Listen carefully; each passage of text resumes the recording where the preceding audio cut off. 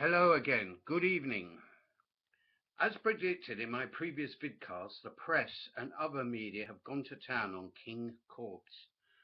But even a jaundiced observer like myself was gobsmacked by the feeding frenzy, torrent of bile that greeted his standing in solemn silence during the Battle of Britain commemorations.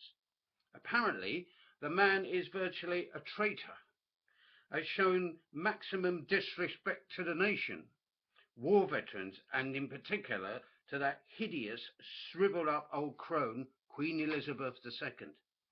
Now, even I thought they would contain their venom until he turned up at the forthcoming Remembrance Day events, probably wearing a white poppy or a charity shop clobber. But no, they just couldn't hold back for one moment, could they? It bordered on the hysterical, with fellow Labour MPs castigating him for not singing our absurd national anthem, God Save the Queen. A storm in a teaspoon, perhaps? That is how it may appear on the surface, but it definitely illustrates a primitive, reactionary, unchanging mentality of all sections of our ruling class. And that's the crux of the matter. This whole grovelling, obsequious, stomach-churning loyalty to the Queen, the royals, and the still semi-feudal system that we have here. It's an attitude that infects all layers of society here. The entire ruling class supports the monarchy, the Queen, and she still has a semi-divine status here in the 21st century. If otherwise, why the fuss? Also, in his newfound role as leader of Her Majesty's loyal opposition, Corbs has become a member of Her Majesty's most honourable Privy Council, answering in person directly to the Queen. This rather lavatorial sounding institution is an important arm of the British state, almost unchanged for 1,000 years. Corbs will literally have to bow and scrape in the presence of Her Madge.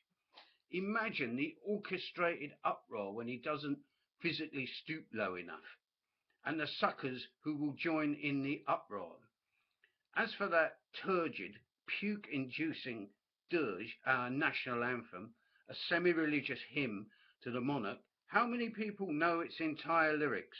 All this garbage about scattering her enemies, confounding their politics, frustrate their knavish tricks. What a lot of old cobblers. I tell you, will never affect any meaningful change as long as this reprehensible institution exists. Only a revolution can abolish it. And yet millions of idiots show unblinking deference to it.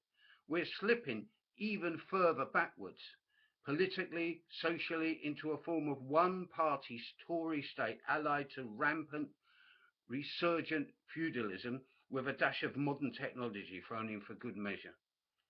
An all-out attack on the whole institution of monarchy, aristocracy, the House of Lords, landed gentry is hundreds of years overdue. From where it will come, but probably from the lower echelons of society, who can tell? But unless it does, we will continue to be sucked deeper into this vortex of reaction, with the royals and their system unassailable.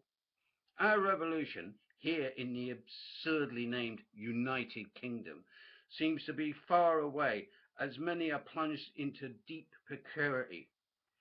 Until we begin to assail those at the very pinnacle of our society, take the fight to the very top, we'll continue to wallow like contented pigs in a rising, stinking morass of reaction before we are overwhelmed and drown in it. For 63 years, that smug old posh hag has sat unmolested on her throne. And for hundreds of years before that, it's been, with few modifications, they call it reform, an identical system, right down to Etonian rule. It makes the skin crawl, all this grovelling, brown-nosing, even to the minor royals. As the left pretend the monarchy and all the trash that surround it is irrelevant, unlike their anti-austerity marches, is it only us anarchists and similar malcontents that can see through this ridiculous, mind-rotting charade. As far as I'm concerned, to ignore the monarchy is to go along with it. After all, it's the brontosaurus in the living room. As for God Save the Queen, I prefer the 1977 Sex Pistols rendition. Said it all, and it still does. It will be interesting to see if Corbs sells out and joins in the national anthem next time it is sung in his presence. I say it's long odds on that he does, but it won't do him any good. He didn't sing it loudly enough. He mimed it, or even that he's a hypocrite. We anarchists simply say, away with all the parasite royals, hangers-on, flunkies and supporters.